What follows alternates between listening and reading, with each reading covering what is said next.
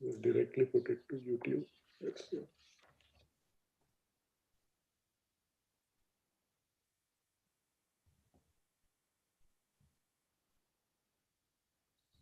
We'll directly put it to YouTube. So now it's on YouTube, and then open the link. And Rajesh, I'll put it in the Google Doc. If you can, let's get it out to people. Yeah. Rajesh, I'll put it in the Google Doc. Get out to people. Sorry, Rahul. Are we changing like the YouTube link? Is that the plan? Yeah, looks like we have to do that. Sorry, Rahul. Are we changing like the YouTube link? Is that the plan? Yeah, I put the YouTube link in the Google Doc. Sorry, Rahul. Are we changing like the YouTube link? Is that the plan? Yeah, I put the YouTube link in the Google Doc. Sorry, see in the chat window, I've put the YouTube link. So we are can. we changing like the YouTube link? Is that the plan? Yeah, I put the YouTube link. So can see in the chat window, I've put the YouTube link. Are we changing like the YouTube link? Is that the plan?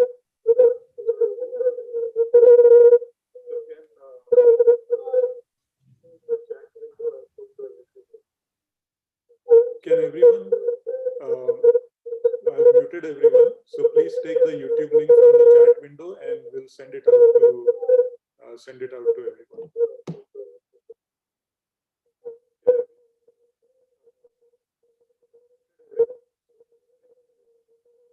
This link so that we can send it through WhatsApp to people.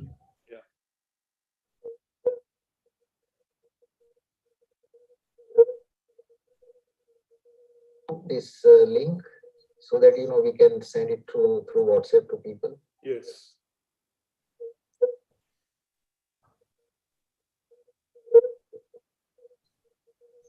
This link. We're actually hearing the same dialogue again. So there is some live stream which is going on, looks like. Yeah, this current meeting is being live streamed. So Rajesh, go ahead and start. Okay. Have we informed? No, but see, wait. Yeah. Rajesh, it looks like people are not aware about this link, and then we have to first populate this link. Otherwise. Yeah. Okay. Have we informed? See, wait. Rajesh, it looks like people are not aware about this link, and then we have to first populate this link. Otherwise. Yeah. Okay. Have we informed? Wait. Rajesh, it looks like people are not aware about this link, and then who is echoing this? Yeah. Have we informed?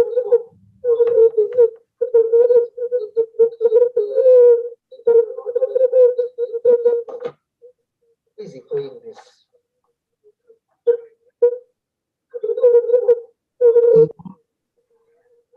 This is live here. I can see us on the live stream on YouTube. There is an echo. Live here. I can see us on the live stream on YouTube.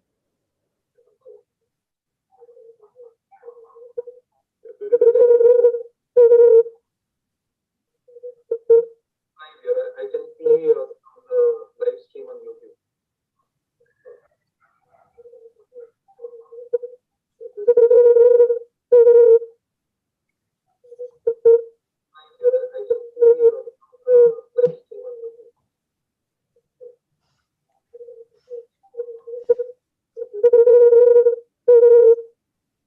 Rahul, I'm putting this new link in the earlier YouTube channel. That way they'll get there. Yeah.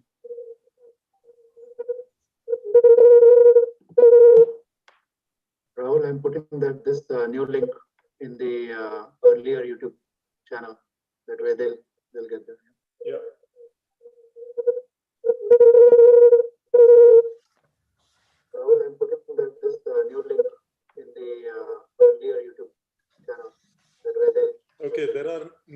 people on the new YouTube link, so we can go ahead and get started.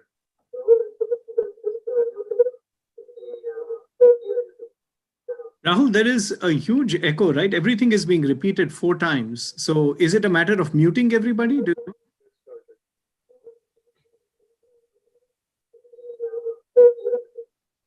Rahul, there is a huge echo, right? Everything is being repeated 4 times. So is it a matter of muting everybody?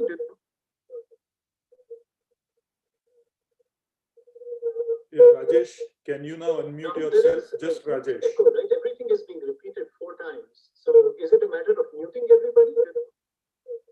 Yeah, I've unmuted, Rahul. Yeah. And Dr. Kazi, can you please unmute yourself? Can you now unmute yourself? Just Rajesh. Yes, I is it a matter of muting everybody?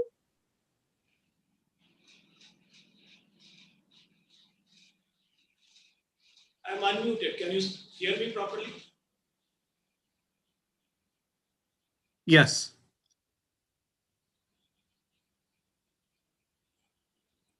Okay, I think the echo is also gone now.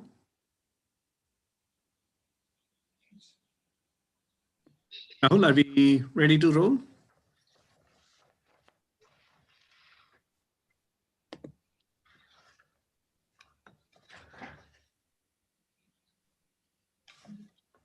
Come on, Rajesh. Okay. Go ahead. Good morning, good afternoon, and good evening, everyone. Thank you all so much for joining this exciting event. The VJTI International Alumni Association is proud to host Dr. Faruk Kazi, who is the Dean of Research and Head of the Electrical Engineering Department at VJTI. Firstly, my sincere apologies for the delay in starting this event. We were experiencing some technical difficulties. If you're just joining now on the old YouTube channel, the new YouTube live link has been posted on the channel. So please follow that so you can participate. You can ask your questions live on chat and we will be happy to integrate them.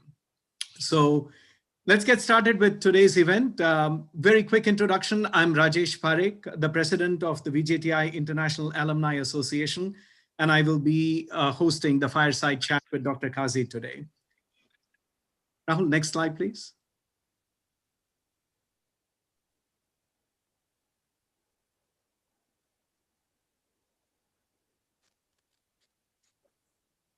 Thank you.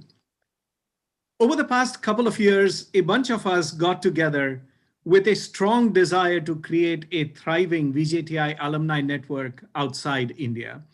The VJTI Alumni Association in India has been active since many years, and we wanted to replicate that success in various countries around the world. The desire to connect with VJTI alumni, create this network, and give back to our beloved alma mater inspired several of us to come together to create this association. We formally launched the VJTI International Alumni Association at a launch event in December. In case if you haven't had a chance to see that video, it is available on our website.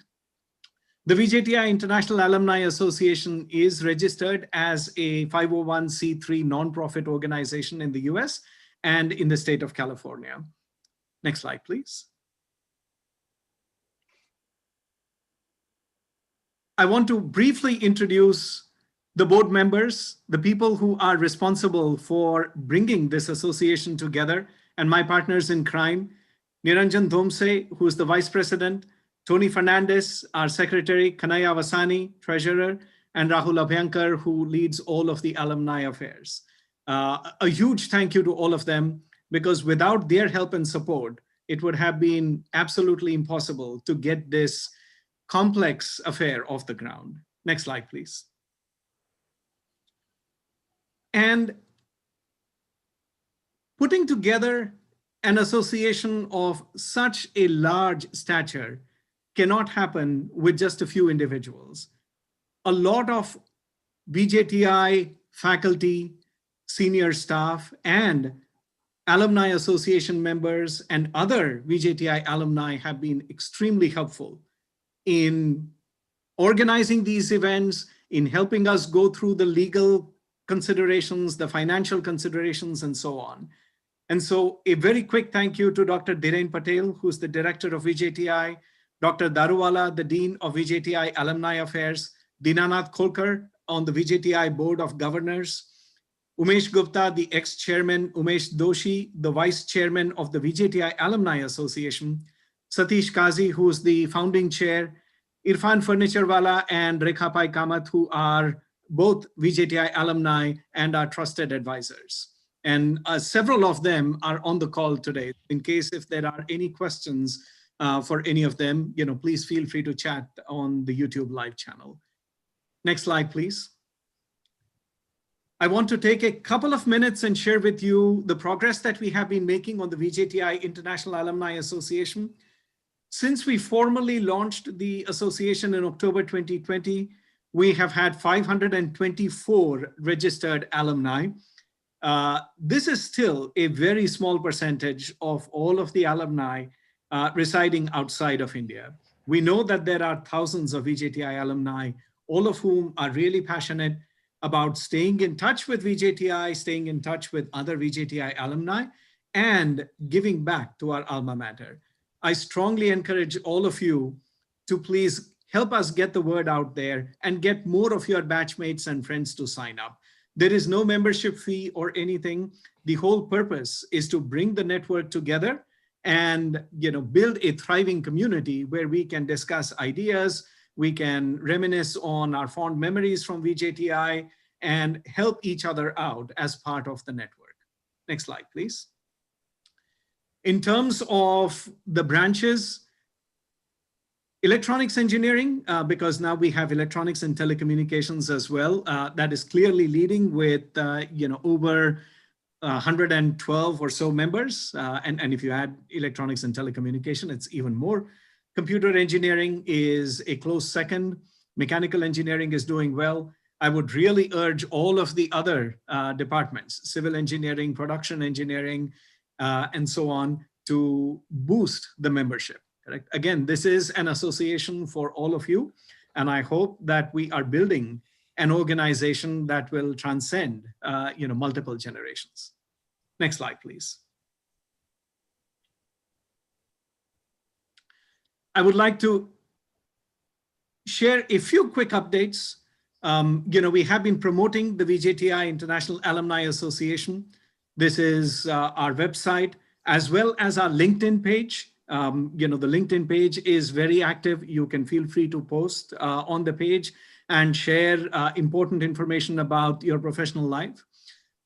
Very quickly, ongoing, we are working with VJTI on projects that we want to fund at VJTI and collaboration opportunities. There are a few legal considerations just to make sure that we are complying with the US taxation laws and the US nonprofit laws. So these are already in progress, and we are beginning to plan for our financial year 2020 tax filing. Again, as you all know, these things are extremely important for our organization to continue to be recognized as a 501c3 nonprofit organization. Next slide, please. I would like to invite Dr. Dhiren Patel, who is our beloved director of VJTI. He's previously served as the Pro-Vice Chancellor of the University of Mumbai. He's professor of computer engineering and previously a professor of computer engineering at NIT Surat. He has very broad research interests, a lot of focus on computer security and blockchain. He's earned his PhD from NIT Surat and NCST Mumbai, previously the MTech from IIT Kanpur, and bachelor's again from NIT Surat. So a very warm welcome to you, Dr. Patel. Would you like to say a few words to our alumni and the audience watching on the YouTube channel? Okay, thank you, Rajesh. Am I audible? Yes. Yes, okay. So good evening, good afternoon, and good morning to the alumnus across the globe, VJTI alumnus. I welcome you all to this event organized by the International VJTI Alumni Association and acknowledge their contributory efforts and team effort to set the wheels in motion. Alumni of the Institute are the true brand ambassadors for positive perception of the institute across the society and the world. You are the catalyst, enabler, facilitator to many initiatives to add significant value to institute's teaching, learning, research, innovation ecosystem. And let me quickly come to the context. This association, no doubt, is thriving and will thrive. And we look forward for some name contribution, for example, medal from individual, chair professorship from individual, classroom refurbishment from individual, to crowdsource batch contributions like label lab, to single equipment contribution, to lab consumables contribution, to support cafeteria hygiene at VJTI, to support green VJTI, adopting poor students, financial support, which could be graded, depends on the requirement with pledge return, to incentivize performers like award to the best, award on achievement, on significant contribution, and criticizing pretenders to put them on track and to make them responsible. So we work under lots of constraint, but probably we are well trained to adapting the situations. That is what we Indians are. Changing priorities are with changing time and prevailing pandemic circumstances. We held the fort by practicing online study from home, exam from home, without compromising sanctity of our reputed brand VJTI and keeping student satisfaction high. We saw our out-of-box adaptability by admitting direct second-year students to fourth semester.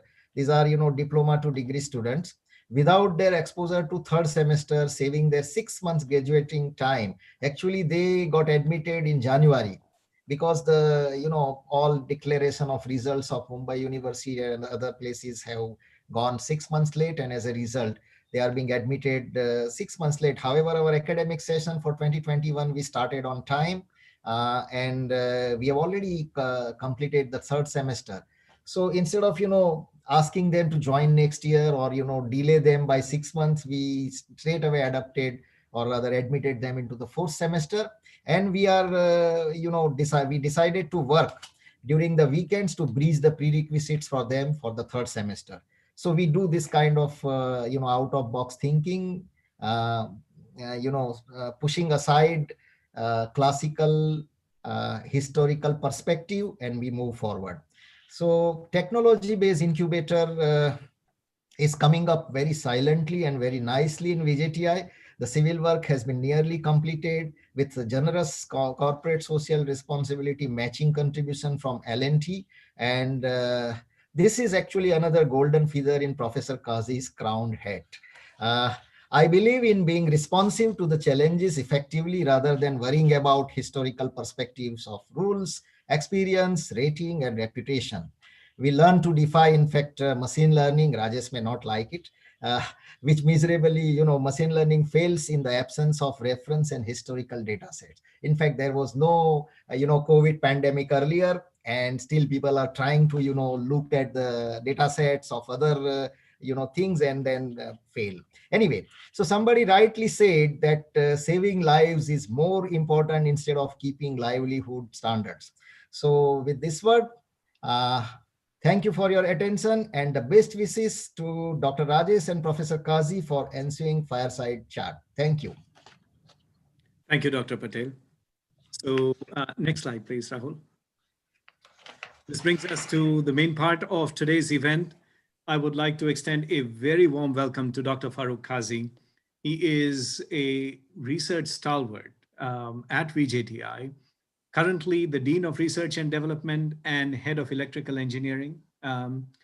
He earned his PhD from IIT Mumbai in 2009 and has been the recipient of the prestigious AICTE Vishweshwaraya Best Teacher Award in 2020.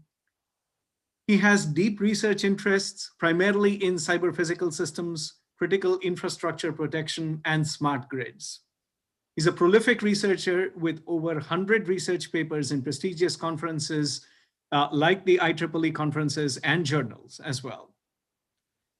More importantly, Dr. Kazi has been very active in procuring industry and government research grants. Currently, VJTI has procured grants to the tune of 20 crores and counting. And a lot of it is due to the dedicated efforts that Dr. Kazi has put in. The institutions that have helped out VJTI with the grants include prestigious institutions like ISRO, BARC, DRDO, Siemens, L&T, and so on. Dr. Kazi is also the chairperson of multiple cybersecurity and smart grid forums. These are forums organized both by standards bodies as well as governments. He is also on a variety of education committees, again, highlighting his focus and his passion for teaching, in addition to the deep research that he and his students conduct at VJTI. He's been a visiting scholar at the Swiss Federal Institute of Technology, at the Tufts University in Boston, and he has been invited to give multiple talks on his research, including at universities like MIT, CNRS in France, in Budapest, and Italy, and other places. So with that, a very warm welcome to Dr. Kazi. Thank you so much for taking the time to join us today. Yeah, thank you very much for inviting me and giving me opportunity to interact with our distinguished alumnus. So thank you very much. And depending upon wherever you are there from geographical point of view, good morning, good afternoon, good evening. And I wish you all Happy New Year 2020, healthy, and Happy New Year 2021. Thank you, Dr. Kazi. Once again, for all of our alumni and other VJTI friends who have joined on the YouTube live stream, you're welcome to add your questions to the chat, and we will try our best to incorporate them as we speak with Dr. Kazi. So Dr. Kazi, can you tell us a little bit about your formative years? What was your path from school to the undergraduate education, and what led you to pursue a PhD? Well, that's an interesting question, because most of the things which I did after PhD are available, Google searchable, and you can find out everything. But the question that you asked, nowhere this answer is available. And to best of my knowledge, nobody has asked me this question. So this is the first time that I'm answering this question. So let me answer it properly. I'm from Kolhapur. So this was part of my answer. But sometimes people take this as a warning, because different characteristics which are associated with Kolhapur, like Kolhapuri Pahalwan and Kolhapuri Chappal and Kolhapuri Spice and Tikha Masala and all those things. So people sometimes feels that Kolhapur means, oh, okay. So this was my formative years during my schooling. I actually born in Karad, that is in district Satara. It's placed in Maharashtra. And most of my education happened in Kolhapur. My schooling happened in Kolhapur. There are a couple of interesting things actually, because I not shared this with anybody, because there was no occasion and nobody asked me this question, as I told you, including my wife, because she is also, maybe if she is listening, it may be the first time that she will be getting to know about this formative years. So my father was a teacher. So घर में पढ़ाई लिखाई का माहौल था वैसे. And I wanted to go as quickly as possible to my school. So I started my schooling somewhere around when I was age of 5 years. Normally it happens first standard, it happens in 6th or 7th standard. Although people go for KG, nursery and other quite early. But traditionally speaking, the first standard begins with being age group of 6th or 7th year. But I started with 5th year. I started going to this school. It was Marathi medium school in Kolhapur. And first standard I went, second standard. Third standard, my teacher started finding something interesting in me. So third standard till the first semester, first 6 months, I was in third standard. Then after that semester, my teacher thought that I learned everything of 1 year into 6 months itself. So they promoted me into fourth standard immediately in the next semester. And then I jumped to the 5th standard. So from third standard, I went straight away to the 5th standard. Then in the 6th standard, my teacher also wanted to do same thing, but my grandfather said, "Bacche ko jeene do thoda kuch, usko baki bhi kuch enjoy karne do." And then my progress was like any other normal student. So there's one interesting thing, right from first standard till the 10th standard, I was the topper in my class. I was the first rank holder. My mother has still kept all those certificates actually. So it used to come as Pratham Kramank, and we used to all like be happy and joyous for that result. 11th and 12th standard, I did it from Kolhapur again. It was from a prestigious college there, College Swami Vivekanand College. It was top ranking college. And in 12th, I had a very decent mark. That time CET was not there. And unfortunately, I was not aware about what is about IIT JEE or something. We were not exposed to that because in fact, I'm the first generation engineer in my maternal as well as paternal side. So we were not having much of the idea about what happens in IIT or IIT JEE. But I had pretty decent marks in my 12th standard. Options were clear. VJTI was there. UDCT that time was very popular. COEP. But my parents and particularly my mother said that नहीं वो hostel में कैसे रहेगा, घर का खाना उसको नहीं मिलेगा, and will not send to hostel. So the options which were left for me was one Walchand College. I don't know how many of you are aware. There is a very reputed college in Sangli, Walchand College of Engineering. It's a government college. And I can be day scholar. The train used to go from Kolhapur to Sangli, and people used to commute daily rather than staying in the hostel. So my mother agreed, at the most I can go to Walchand College, Sangli. But in between, there was a new engineering college which was coming up in Kolhapur, and that was mainly being established by the industrialists of Kolhapur. Typically in Western Maharashtra, there were a lot of colleges from this politician and the sugar barons, etc. But this was a unique experiment. They wanted to do. All those industrialists came together and they started something called as Kolhapur Institute of Technology, or KIT. And they announced one interesting scheme there, that first 30 students will get total fee waiver for all 4 years. And that was like, oh, then let's try there itself. And I was lucky to be there in the first 30. So I opted for Kolhapur Institute of Technology. And my journey was very much fulfilling in those 4 years of my graduation. I did my graduation in electronics engineering. I got first class with distinction. And as I told you, up till that time, I was very studious. I told you that till 10th standard, I was topper. In my school, actually, 10th standard, anytime if you go to my school, it's there in Kolhapur, IAA school. So my name is still written there that I was the topper for that year.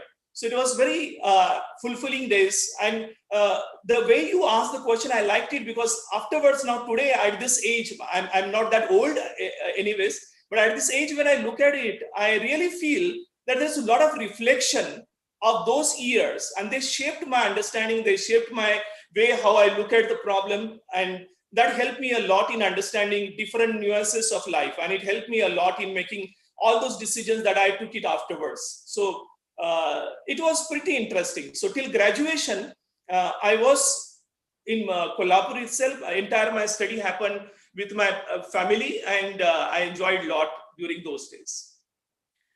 Thank you so much, Dr. Kazi. That is a fascinating story. As you pursued your PhD at IIT Mumbai, were you always interested in systems and control, the area that you have been focusing on, or how did you stumble upon it? Well, I was not interested in systems and control, to be frank, when I did my PhD. My interest was in robotics. Mm-hmm. So I wanted to do PhD in robotics, and I was knowing Professor Singh for quite some time, since 94, ever since I graduated. I was in some or other way interacting with him. And he actually told me that if you want to really do something in robotics, then you should actually try control, and that too nonlinear dynamics and nonlinear control mainly, because he gave me different type of approaches. Like he insisted, saying that you are not from mechanical background, so there will be some limitation how far you can go in the robotics. But since you are from electronics background, you can try to think from embedded control, you can try to think from robotics control, path planning, etc.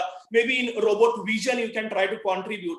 So my focus was mainly towards robotics, and Professor Singh actually diverted this towards the systems and control. But then when I entered into the systems and control, I started liking that subject very well. And I tried to put in as much as possible my efforts in understanding those basic ideas of systems and control. Processing helped me a lot in those. And of course, the courses that I took in IIT Bombay, they helped me a lot in getting these prerequisite of systems and control. So primarily to answer to your question, I was more interested in the robotics, and my interest towards robotics drive me towards the systems and control field. But I enjoyed it. So is it fair to say that at least it was an adjacent area? You started off with an interest in robotics.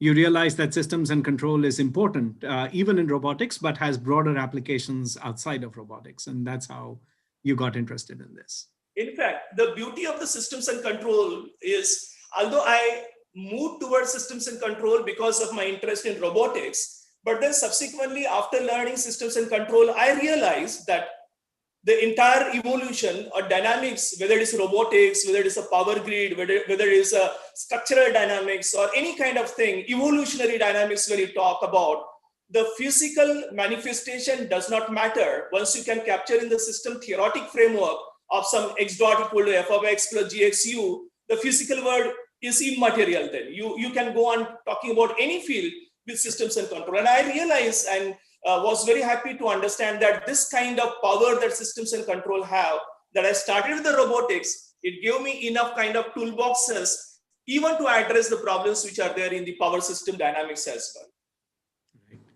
well. We have a live question. Thank you, Rekha, for asking this question. Since you were interested in robotics and automation, what do you see as the use of a makerspace or tinkerer's lab at VJTI? How do you think this might help our student body and also our coursework at VJTI, if we can incorporate some of the labs and the related courses from the tinkerer's lab? Well, I'm happy to see this question, but I'm very much sure that if Professor Dhiren Patel is still there live, then more than me, Professor Patel will be more happy to see what kind of answer I give to this question. So it's very nice question that we are now having some kind of plan which is going on for Tinkering Lab, and we have already submitted the proposal to Maker Foundation.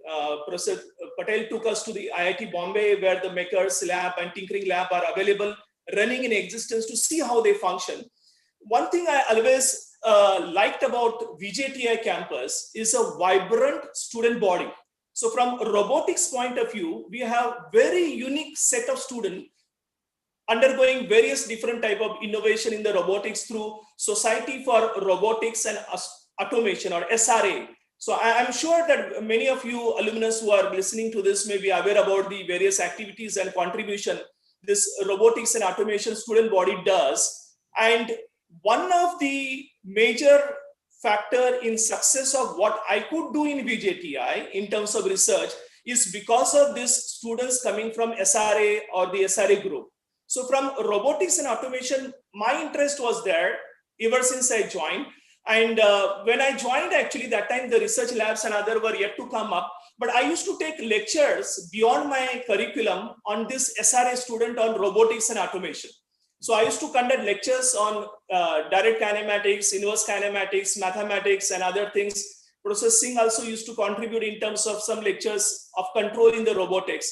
So we had actually formed a kind of cohesive group wherein we were interacting with this robotics and automation society within VJTI. But I'm sure with the Professor Dhiren Patel's initiative about the Tinkering Lab, which is coming up, and the Robotics Association, which is already available, we could do many things. Thank you. Dr. Patel, would you like to add? Yes. So, Professor Kazi was very humble. Actually, this tinkering lab is not a new word for VJTI. We have been practicing all those makers and tinkering kind of initiatives in one form or another.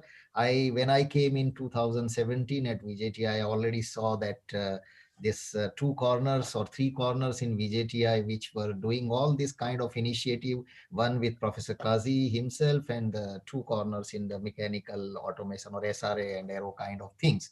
However, so this is, sort of a value addition to the already existing activities in VJTI. Okay. Makes sense. Thank you, sir. Dr. Kazi, what motivated you to come to VJTI? One word answer is destiny. Sure. You will not believe if I tell you this story, real story.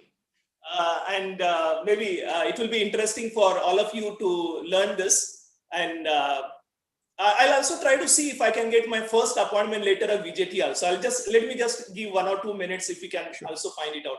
Absolutely. So it was sheer destiny which brought me to VJTI. How? Let me tell you. So in my entire life, first time I came to Mumbai to appear for one probationary officer examination, which was to happen in Ruia College in Matunga. And I was having one friend at that time studying in VJTI. His name was Rajendra Shinde. And what he told me is, Faruk, once your examination is over, because since I was not having any place to stay in Mumbai, so what I decided is morning I'll come to Mumbai. I'll appear because the bus used to take us to Dadar. And the college or center, Ruia College, was very close to Dadar. So the plan was, I'll go to Ruia College, appear for the exam, and the same day I was supposed to go back because I was not having any place to stay in Mumbai. So this person, Rajendra Shinde, he told me that VJTI is very close to Ruia College. So why don't you do one thing, that after your exam, you come to our hostel, we'll have some lunch there in our hostel, mess, and then maybe I'll take you around through some places within Mumbai because you are coming first time. So I'd like to show you at least a couple of places. And then in the night, you can go back to Kolhapur. So that was the plan. That was the original plan. So the exam happened. He came to Ruia to pick me up and he brought me to VJTI.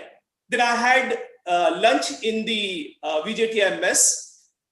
There during the lunch, there was one person who came and like when we were sitting around the lunch table, so there was one person called as Mr. Kiran Bhatt. He was doing masters in VJTI at that time. And he told me that if you anyway came to Mumbai, so why don't you stay for one more day? You can move around with the Juhu Chowpatty and other area. And Monday, the next day was actually Monday. So Monday, there are some walk-in interviews in VJTI. So you can just appear for those walk-in interviews. And maybe you can go out. So one day you can stay in a hostel. So during that time, I don't know Professor Daruvala is there or not. So during that time, Professor Daruvala, just for your information, used to be a lot of parasites. And I know that you were knowing, but still you used to ignore them. So like I decided to stay there as a parasite for one night, Sunday night. And the Monday morning, I went to VJTI electrical department and there were walk-in interviews. Professor P.B. Kulkarni was taking walking interviews at the time. Professor P.B. Kulkarni was head of diploma section at that time. So my interview happened on Monday. That was, I still remember the date because that was a turning point in my life. So 6th of Feb was my exam, Sunday. 7th of Feb was my interview, walk-in interview in VJTI. In the evening, I got to know that I got selected. Wow. And 7th, again, I decided to stay back in Mumbai. 8th morning, I got my joining letter.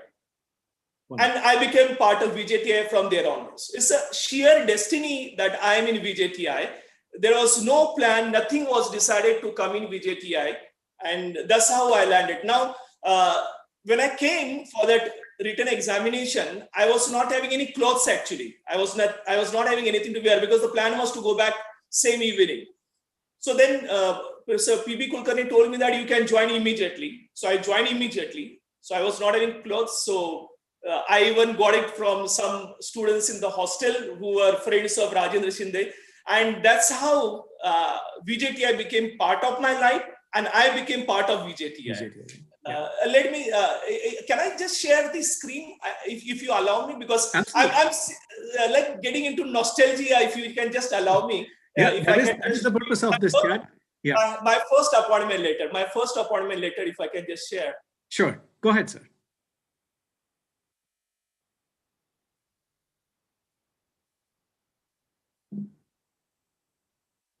Rahul, do you need to do something? No, I think it is happening. Okay. Yeah, can you see this? Is that? Yes, we can. Yeah, so actually people are not aware. They count my journey in VJTI from 2011 onwards. That was my ghar wapsi. I usually say that 2011, my second appointment was actually my ghar wapsi. I was originally belonging to VJTI and came back once again as a full-time regular professor in 2011. But my journey started in VJTI as a contractual faculty. And actually there are a couple of such appointment letters, because during that time they used to give appointment semester wise. So I have a lot of, I was 94 to 95, 2 years I was in VJTI. And that's how actually my life, this is my first job of life. And hopefully this will be the last job of my life also will be in the VJTI. So can we stop sharing? Thank you for sharing, Dr. Kazi. This is an amazing story, and VJTI is indeed fortunate that this turn of events happened. Otherwise, we would not have been able to get you to do all of these stellar contributions at VJTI. So thank you. Or maybe I would have gone to Kolhapur and started some kind of Tamra Pandra Rasa hotel. I don't know what I would have done. VJTI is one of the premier educational institutions in India. Historically, VJTI has had less of a research focus, right? We've been a teaching institution for the most part. You have played a huge role in transforming VJTI into a research organization. How did you accomplish this? Can you tell us, some of the things that you have been able to bring about? How did you sow the seeds of research? And what are some of the challenges that you face?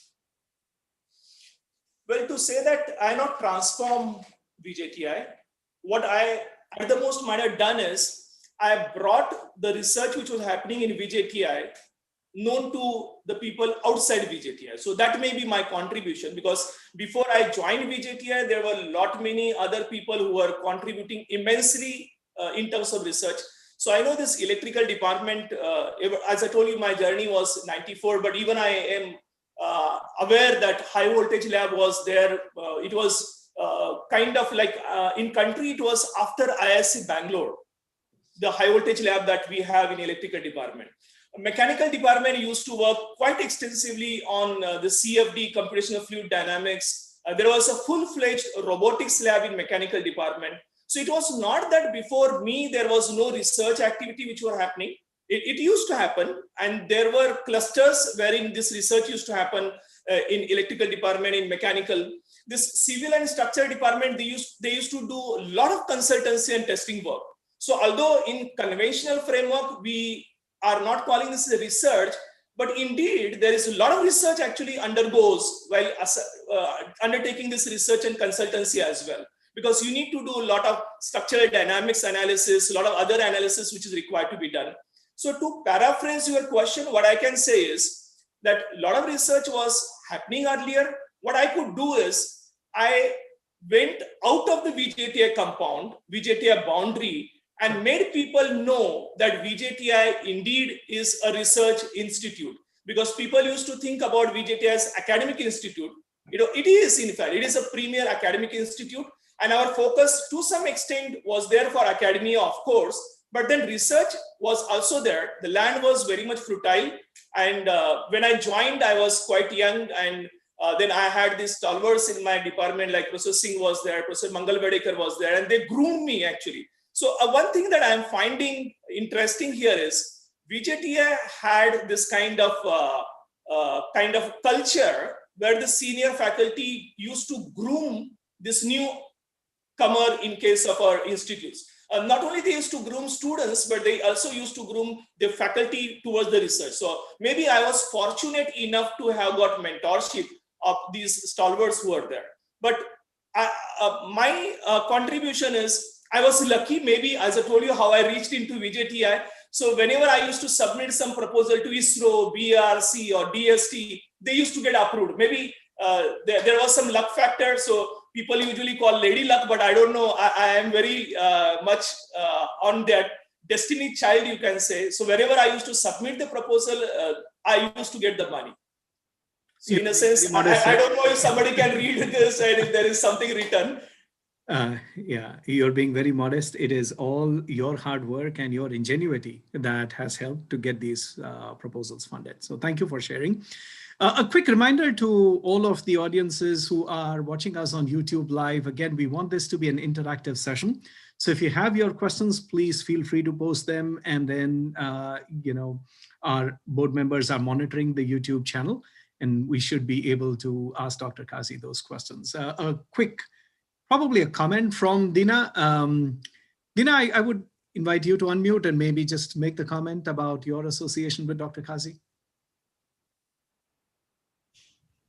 Yeah, I know I've known Dr. Kazi for quite a few years since we started working very closely in building the IoT Center for Research and Studies.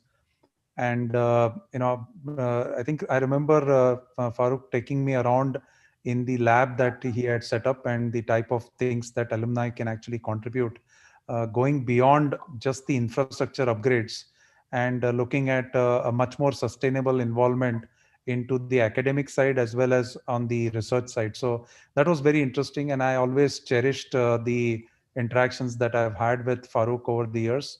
And again, I remember the entire genesis of the auditorium transformation also came about because of one of the conferences that Faruk had organized. Probably the top-notch folks from all over India were there at that conference, and the state of the auditorium was not at all good, and we took a call that time itself. I was there, Dr. Dhiren Patel was there, and he said, look, if you're organizing something like this, we need to have top-notch setup for the auditorium, and we got things done. So I've always cherished the interactions that I've had with Faruk, and I'm sure he will make a very big impact with the contributions that will come from the alumni. Again, Faruk, thank you for all your contribution, and keep making India proud. Thank you, Dina. Continuing with our questions, Dr. Kazi, what is your vision for VJTI as we look to the next 5 years or so?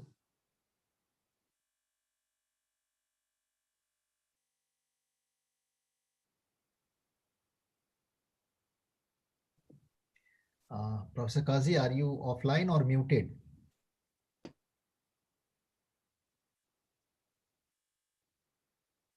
Dr. Kazi's video seems to be frozen.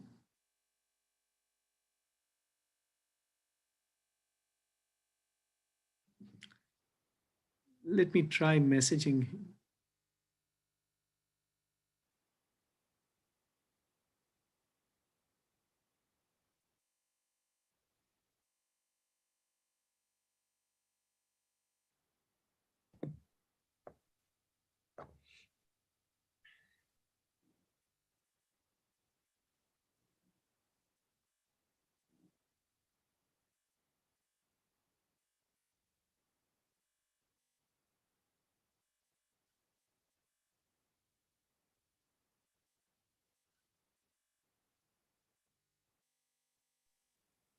Rajesh, Dr. Kazi is back.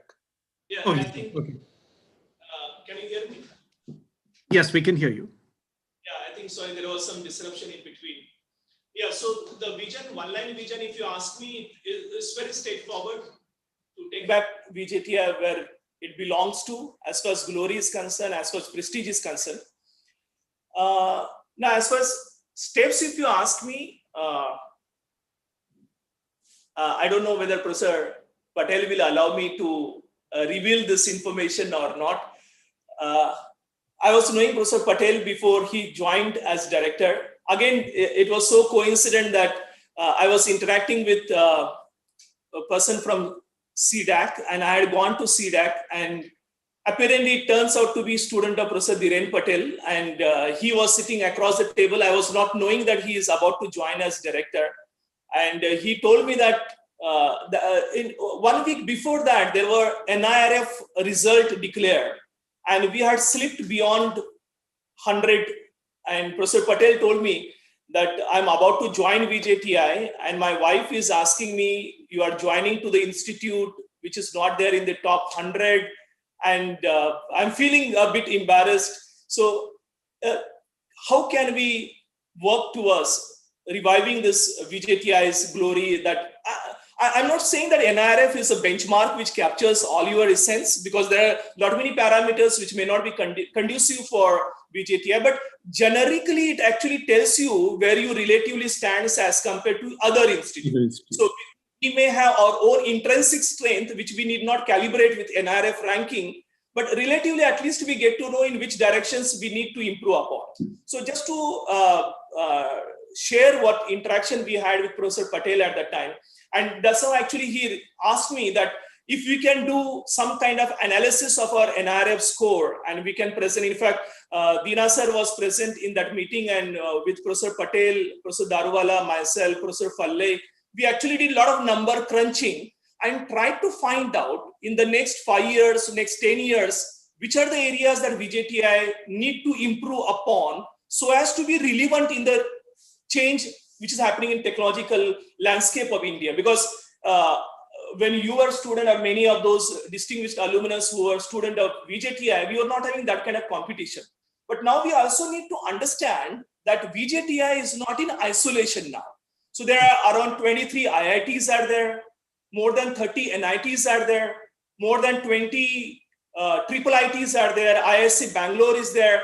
These are all institute of eminence. And in addition to that, there's a huge kind of competition which is coming up from Vellore Institute of Technology, BITS Pilani is there. Then there are a host of institutes like coming up, Manipal Institute is there. So if you see, there are 70 institutes you can straight away count, which you will find out that they stand very much apart than what we are currently thinking about VJTI. So we had a lot of brainstorming. In fact, Professor Patel had arranged one offsite VJTI where he took all HODs and all stakeholders to a place other than VJTI so that the typical mindset that people think about will be changed and there some new ideas can emerge. And we did a lot of brainstorming. And then we realized that if you want to remain competitive, if you want to remain relevant in the current area as far as technology is concerned, then we need to adopt certain changes. The first one that we observe is that we need to have a lot of focus in terms of infrastructure, because having 133-year glory is one aspect, but continuing with 133 old buildings and maintaining them is another aspect. So we need to have some focus on the infrastructure. Mainly now we are realizing, because there are a lot of center of excellence which are coming up in VJTI, but there is no space available for this. So management of VJTI is thinking about multi-purpose complex where such kind of center of excellences can be hosted. There is a little bit of problem in terms of faculty commuting in Mumbai. And I hope you all will agree that when you talk about IIT Bombay, we always say that we started IIT Bombay and we should compute with IIT Bombay. When we want to look at the benchmark, we should not look benchmark of some private institute. We should look at IIT Bombay. But then what happens is some faculty staying in Dombivli, some faculty staying in Borivali, commuting almost 1.5 hours in the train with energy and time. What kind of research we can expect from them? Secondly, we do not have PG hostel because research comes mainly from PG and PhD student. So if they do not have hostel to stay, then forget about energy or time that they spend, but the culture which comes up around, like if you can see in IITs, if many of you, if you are having some exposure of staying in IIT or not just IIT, but within any academic complex, you would have realized that in the evening kind of discussion which happens, kind of peer learning which happens is somehow missing in our PG or PhD. So if the research is to be strengthened, I think we need to have some infrastructure initiatives which are required. Primarily, as I told you, we need to have some multi-purpose complex where we can host the center of excellences, we can have PG hostel, we can have faculty hostel.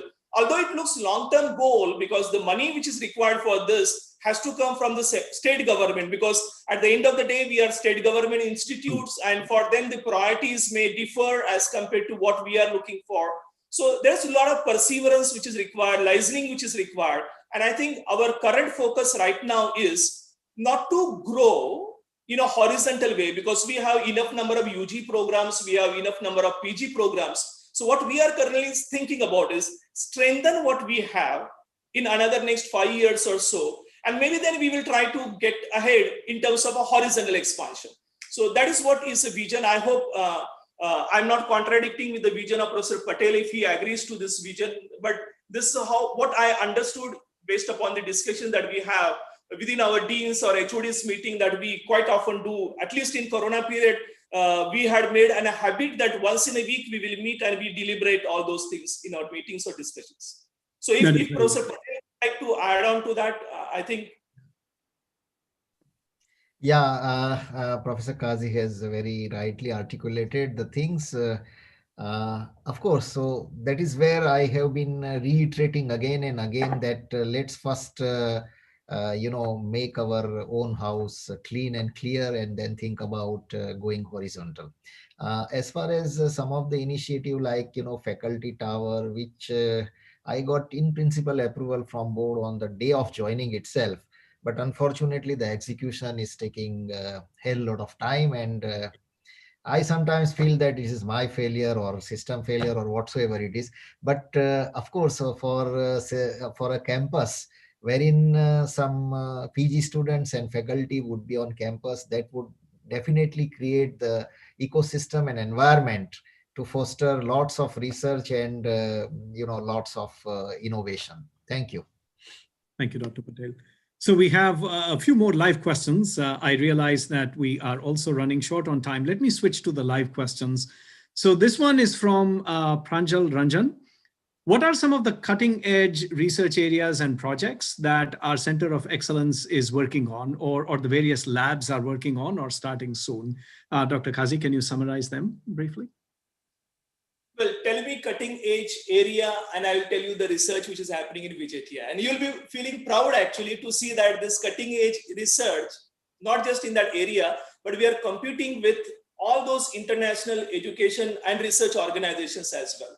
So if I am to list it down, I will be mainly talking not just about my own research, but the research which is happening in the overall VJTI, because I'm representing VJTI as Dean of Research. So along with my own research areas, I will also be borrowing and just to make the VJTI alumnus proud about the things which are happening in VJTI. So the first, if you talk about the cutting edge type of thing, if I can list it down, those emerging areas worldwide, which is accepted now. The first one is blockchain. I hope everybody agrees to this now, that people a lot, not only in India, but outside, talk about blockchain. And I'll give you a quick exercise that if you just Google in the phrase saying that blockchain, VJTI, MIT, you'll find out that the IT minister of Government of India in Lok Sabha said that the research in blockchain is happening in VJTI. So what else certification we need in that case? So blockchain, we are actually a leading research group. Professor Patel himself has a very interesting project that he is working. I too worked on two interesting areas of blockchain, and I will be very happy to share as well. Now people are actually trying to appreciate that. We did very successful POC with actual hardware setup on peer-to-peer energy trading using blockchain. This we did 4 years back when people were actually showing blockchain on PowerPoint presentation. So we always used to say that when people talk about PowerPoint presentation of blockchain, we were actually doing coding and we were showing them the result, how it works. Yeah. And just to timestamp, we participated in many leading national and international competitions on blockchain. And let me make two sentences here. We won first EY blockchain hackathon, which happened 4 years back. And the prize money was for 5 students, they gave as a prize 5 Apple MacBook Airs. So you can just imagine. So a third-year BTech student winning the prize, carrying with him a MacBook Air of that time, 4 years back. Then we also won a global blockchain competition, which happened where we demonstrated this peer-to-peer energy trading. And if you again further Google it, last 1 month back, the UP utility started pilot project of blockchain-based energy trading, peer-to-peer energy trading.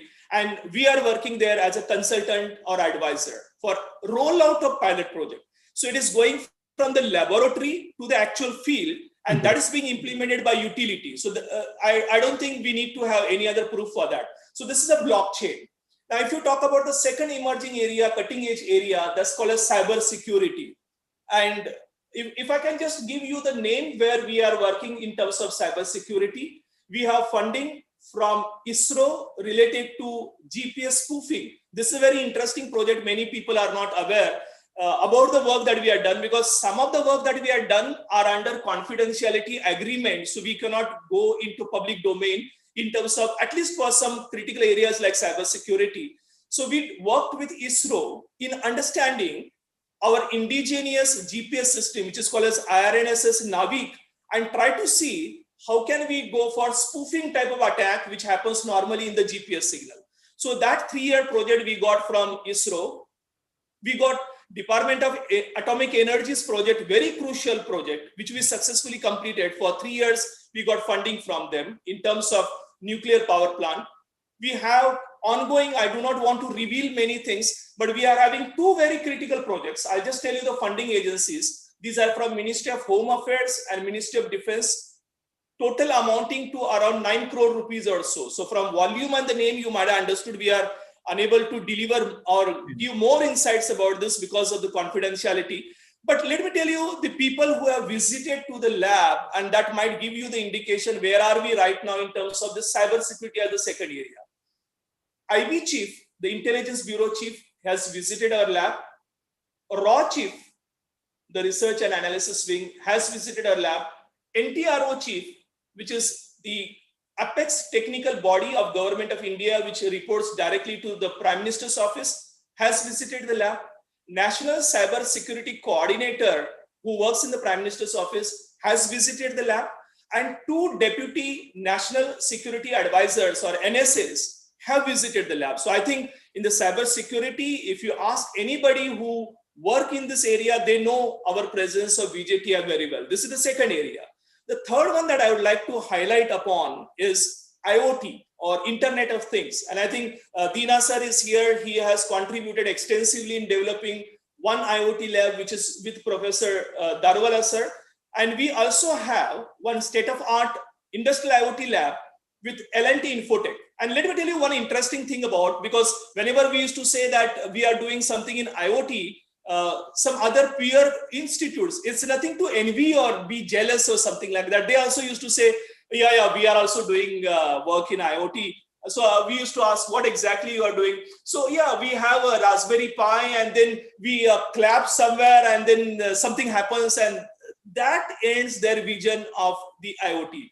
But you will be happy, as distinguished alumnus of VJTI and all those who are listening, we have approximately 80 lakh rupees full-fledged industrial IoT testbed, which is supported by L&T Infotech.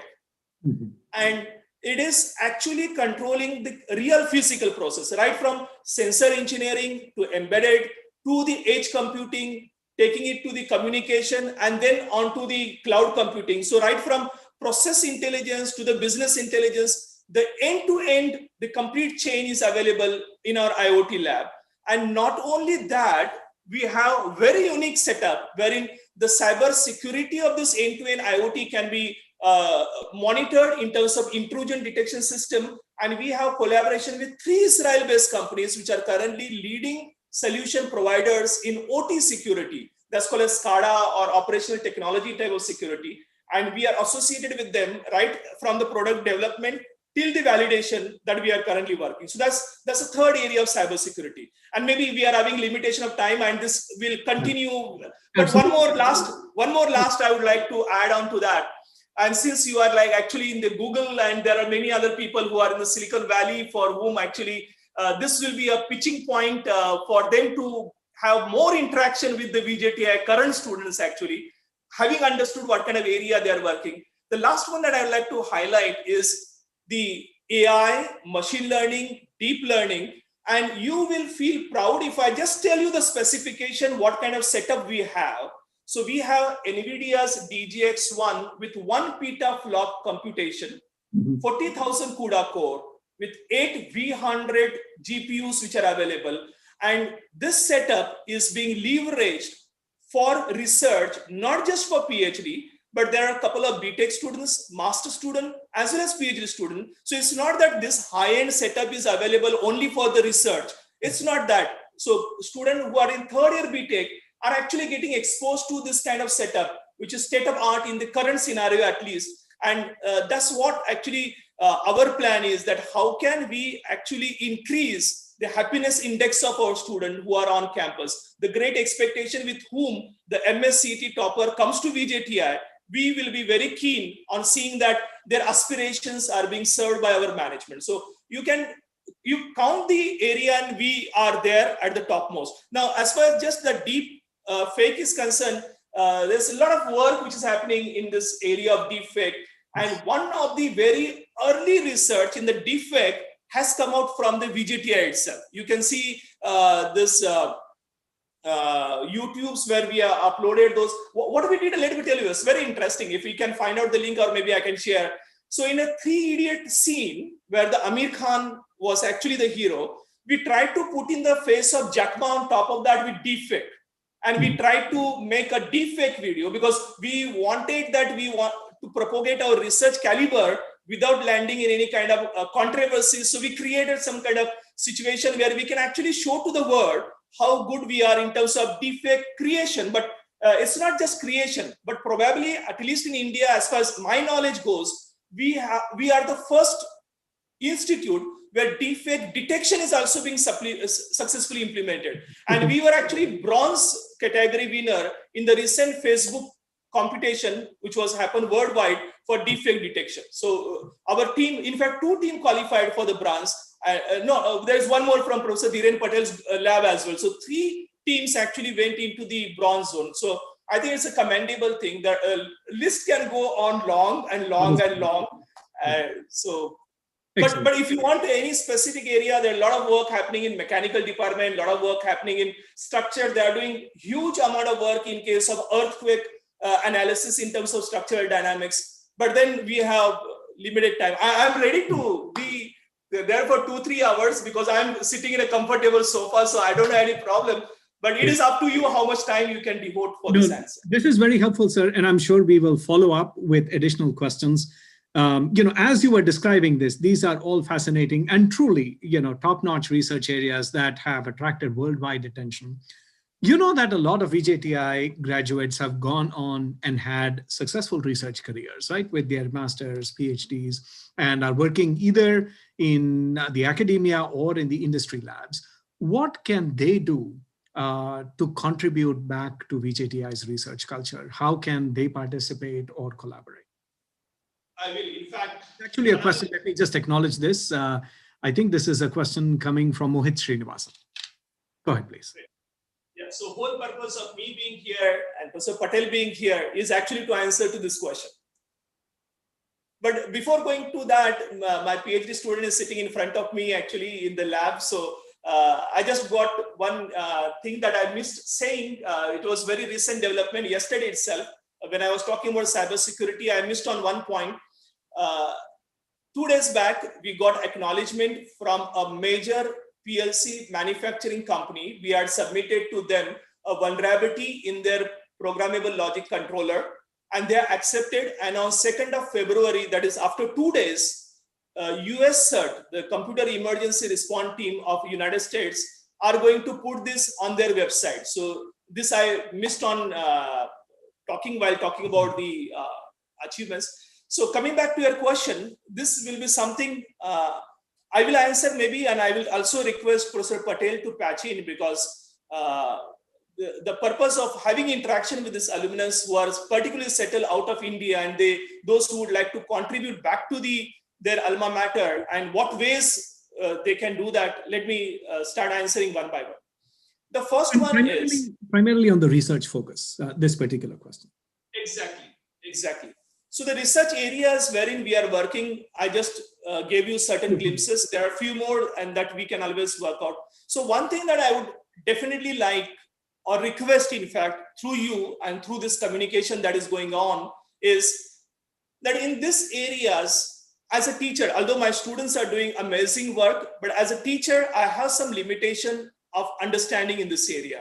So deepfake, I can understand only up to this level. Beyond that, maybe people sitting in Google like you, or people sitting in Facebook, or people sitting in some other who are actually working in this area quite extensively as their day-to-day life, if they can also come and join us in terms of some kind of advisories for this various type of projects which are happening. And nowadays, this pandemic has taught us that distance doesn't matter. so long as it is beyond 3 meters. So 3 gaj ki duri ke beyond that, everything is same. So there is, I think, now we are learned very well adapted to this digital technologies. So it doesn't matter if you are sitting in US or some other country. So what I would request through you is that in this cutting edge areas, although we are doing work, but we are having certain limitations. So if you can also join us in terms of forming some special research group, let us say, and then we can have some, depending, you may be busy in your all activities, but let's say we decide once in a week, once in a month or whatever, and then we have some kind of interaction and you let us know what is happening in Google, what is happening in Facebook, or what is happening in some other industry where such kind of things are happening. So I think that is one thing that we can very easily and immediately begin on. The second thing that I would like and request is that many times when we submit proposals to various government organizations, they sometimes insist that you should have some industry partner who will vouch for the research, validate the research, or maybe if possible, deploy the research. So those people who are in the decision-making bodies, some or other, we did this experiment with TCS when Dina sir was interacting with us very closely, joined together with Professor Patel and TCS, we submitted one research proposal to government funding agencies. Sometimes it works out, sometimes it doesn't, but we can always build such kind of relationship so we can leverage your expertise at individual level as well as your association with this organization and companies where you work. Whenever such kind of opportunities there where industry partnership is required, you may try to get connected to us and we can jointly submit this. The third one that I would like to actually request you is cutting edge research is one aspect, but we also, because if you see the distribution of VJTI student, or for that matter, any student community in any engineering college, it follows a normal distribution. The relative normalcy might differ a bit here or there, but you will have 10% students who are maybe distracted from learning. I'm not saying poor learner, because if somebody gets into VJTI, obviously he is outstanding, he or she is outstanding, but he might have got distracted towards or have misfocused some of the priorities. Then there are 80% of the students who come in the average, and there are 10% of students who are above average. They are advanced learner. So the areas that I was talking with you, these are for something which are for advanced learner. They want to do deep fake, they want to work on CNN, RNN or whatever.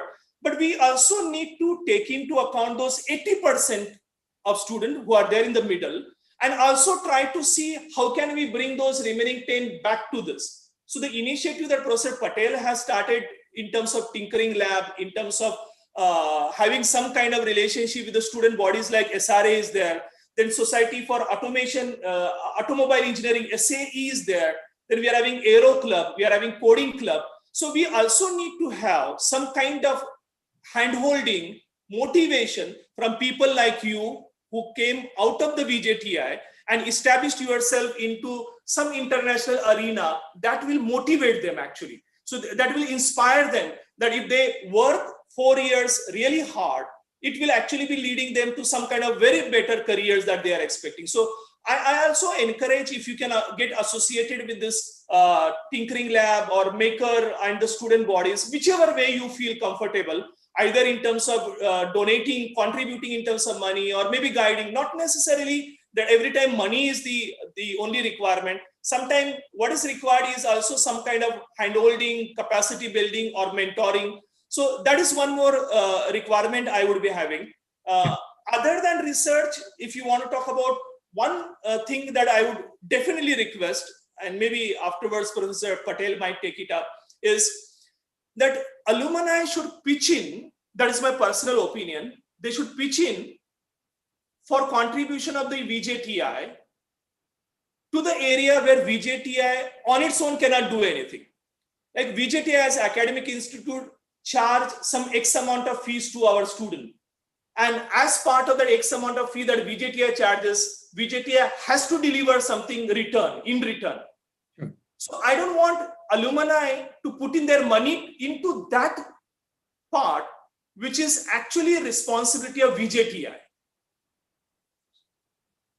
What I expect alumni is to do is something that VJTI framework is not allowed, because we are at the end of the day government institutes. We have certain limitations, what kind of expenses we can do, what kind of expenses we cannot do. So what I will request is that areas which are identified where VJTI, because of certain regulatory issues, is unable to spend money or unable to put in anything in terms of, let's say, chair professor, or encouraging those faculties who would like to do something more, or student who would like to come to US for some kind of early research, maybe for MS, PhD, when there are initial stages when they need some kind of support, and the students who come there for competition as well. I know that a lot of alumni do help them.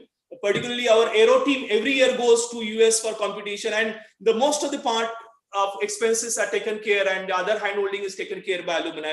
So what I will request is maybe alumni can focus on those areas wherein VJTI is unable to do that. One word of caution based on my personal experiences, alumni should not undertake those initiatives which will make VJTI lazy, in the sense that I don't want to do, or maybe I wish that I want to do something, but I don't want to do. I don't want to put in efforts from my side. And I want somebody sitting in an alumni office to come and say, yeah, I want an air conditioner to be put in my lab, or I want something, a sofa to be put in. Yeah. I should write the proposal to the funding agencies, and there are enough money, people are ready to give it to VJTI. So I request, and maybe a word of caution, I'm not that senior, I still have black hairs, still to go into gray hair. But what I feel is we should focus on the areas which VJTI is unable to do because of the framework. Maybe that's what I feel. Yeah, this is very helpful. Thank you. Again, in the interest of time, I think I'm going to wrap up with a couple of other questions. One comment, Dr. Kazi, as you were talking about blockchain and VJTI's leadership in that, we also have people in the industry who are blockchain experts. And in fact, one of our batchmates, Kashinath Katakdon, was recently recognized as one of the experts in blockchain. And we would like to make sure that there is that connection happening. Kashi is already in India, so hopefully, starting with maybe a talk or a fireside chat with him, and then taking it from there. It will be good to have these kinds of collaborations, and the ideas that you gave will hopefully help a lot of our alumni to contribute in these multiple ways. So thank you for that. This one is from Omkar Halbe, where he is asking about what can VJTI do in terms of research to handle some of the more challenging societal issues that face India, and primarily rural India. Things like water, energy, sustainable development. VJTI is well positioned to make significant contributions there. What are your thoughts? Very nice question. And sometime back, we had one motto that taking technology to society. Mm-hmm. This was coined when Professor Patel had joined, and I distinctly remember in Civil Seminar Hall, he took a meeting of all student committee members, and he asked precisely the same question, that what VJTI can do for society. We are a premier technological institute, and what is our contribution to society? Now, just to answer to you, maybe I'll take 2 stages to answer to your question. The first one is, as an institute, we can surely contribute in terms of research, which solves a lot of societal problems. So we are currently working on various issues related to the clean tech, renewable energy. Professor Patel, I don't know whether I'm allowed to disclose this or not. He is also working on some kind of plan for rollout of vaccination, and he has submitted a proposal to government agency. Sorry, Professor Patel, if I reveal this prematurely, but since he asked for this societal, so as a Dean Research, I am taking liberty to include your activities as well to communicate to our alumnus. So that's a part that we are doing for society. One more thing that I always used to feel, not just as a Dean of Research, but at my individual level as well. We used to do a lot of research, but that used to end up with master thesis or PhD thesis, or with a couple of research papers published in certain journals. And nothing used to happen beyond that. So considering that, and the prominence that VJTI carries, and the enthusiasm of the student, both past student as well as current student, we thought that if we want to contribute towards technology taking to solving societal problems, we should have incubation center. So 2 years back, we started this incubation center, and the whole purpose of this incubation center was actually to work towards deep tech areas which will be used and leveraged for solving societal problems. So currently we are having 17 startups who are incubated in VJTI. By tomorrow, there is a deadline for our cohort 2, where few more startups may be joining. And if I can tell you a couple of startups, then your answer to your questions will be done.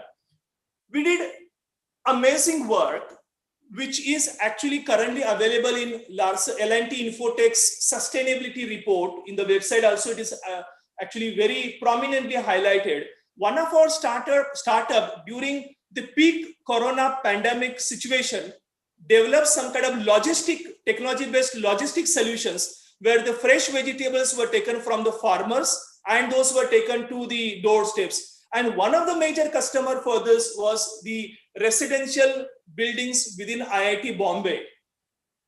So it was a complete technology based, and they tried to avoid as much as possible human contact in the entire value chain. A technology logistic solution was called a farm chain. They named it as a farm chain.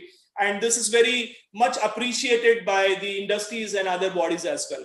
The other solution that we are working is actually drone-based analytics, and particularly in case of the pandemic situation when everybody was trying to see the monitoring of the mask, whether people are making social distancing or not, in all those public places. And the Airpix is the company which actually come up with the solution, and their solution is very well appreciated.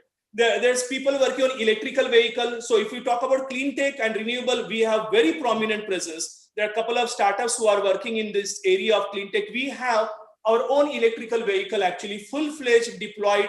And in fact, that will be one sincere request from my side is not just come up for research, but many of you, I actually follow a lot of you on LinkedIn.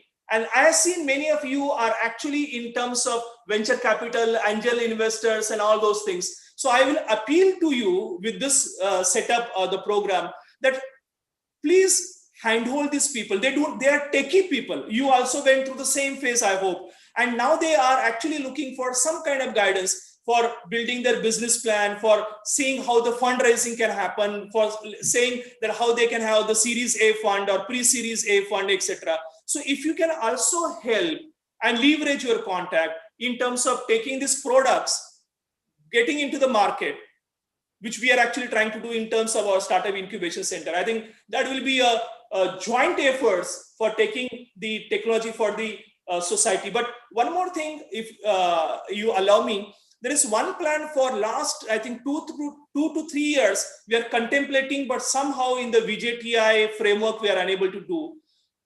There's a lot of discussion happens with Professor Patel whenever we made that, why cannot we have a weather stations connected at 2 ends of VJTI? Because we have typically a landscape which is actually not a round or what we can say elongated. So towards Matunga side, so Five Garden side, Parsi Colony side, we are very nice air quality. So can we not come up with some kind of weather station? And that data can be used for some policy making. That data can be given for some kind of other government agencies. So something like that, which actually doesn't fit into VJTI framework.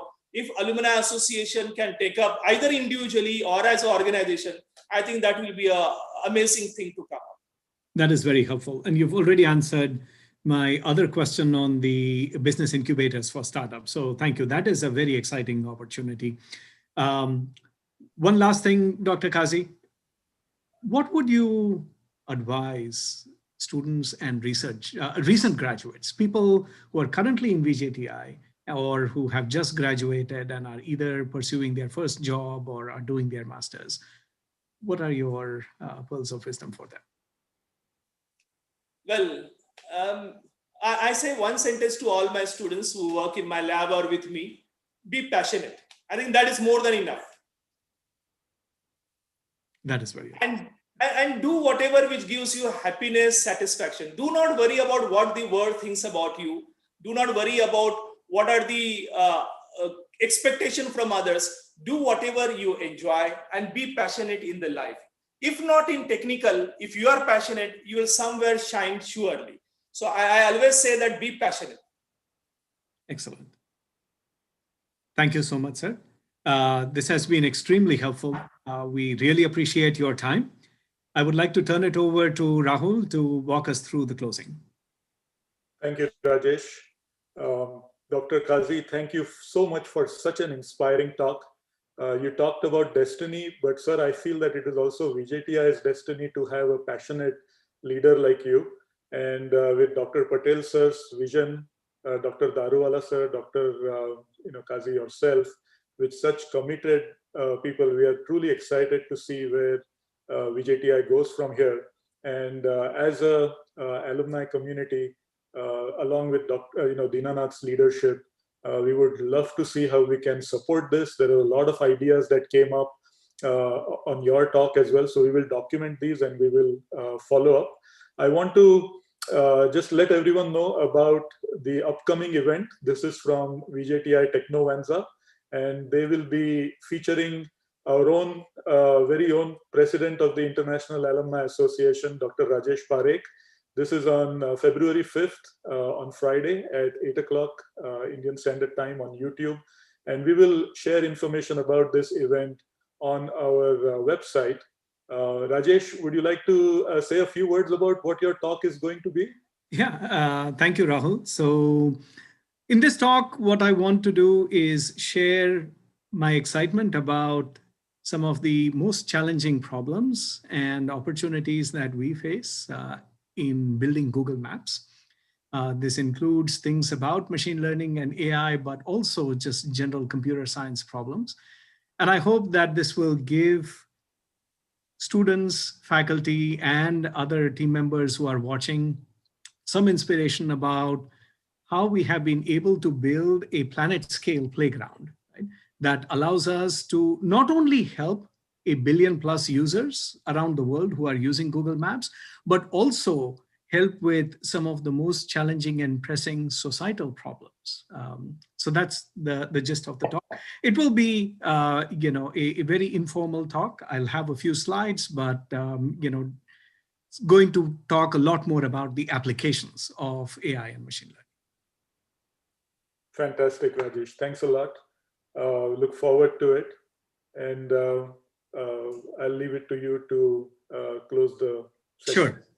Thank you so much, Rahul. So once again, thank you all for joining. I encourage all of you to join the VJTI International Alumni Association. Also, go to our LinkedIn page and be part of the LinkedIn community. Please help to spread the word and contribute generously. As you saw earlier in the presentation, we are already 500 members strong. That is great. We still have a long way to go, and we look forward to all of your help. Finally, I would be remiss if I did not say thanks to Rahul, without whose help all of these events would not be possible. He has been tirelessly working behind the scenes, setting up the Zoom calls, the YouTube Live. He's managing our webpage as well as all of the memberships. So thank you so much, Rahul, for your efforts and contributions. This is incredible. It truly takes a village to build up this organization, but we are hopeful that in this year, 2021 and beyond, we will have a lot of successful contributions from the alumni. Thank you all and have a wonderful day. Rajesh, it's a team effort. And we are already planning for additional events. We had a little bit of a technical issues and audio echo issues at the beginning of this session today. So apologies for the changes that we had to do. But thanks everyone for joining. And it's really exciting to see so many of our alumni getting together and connecting back with VJTI. And Dr. Patel, Dr. Daruwala, Dr. Kazi, thanks a lot for your time and commitment and inspiration as well. Yeah, thank you very much. It was really wonderful talking to you all. And I feel that maybe I should have joined VJTI some 10 years back so that I would have live interaction with you in the classroom. I think I missed that opportunity. That's good, great. So finally, from my side, I'd like to conclude saying one last word, that whatever little I could achieve here is by standing on the shoulders of giants who contributed in developing VJTI. So maybe God give me enough luck so as to keep contributing what I'm doing right now. Thank you so much, everyone. At this point, we will be concluding the live stream, and we'll share this video on our website. And so stay in touch. Thank you all. Good night.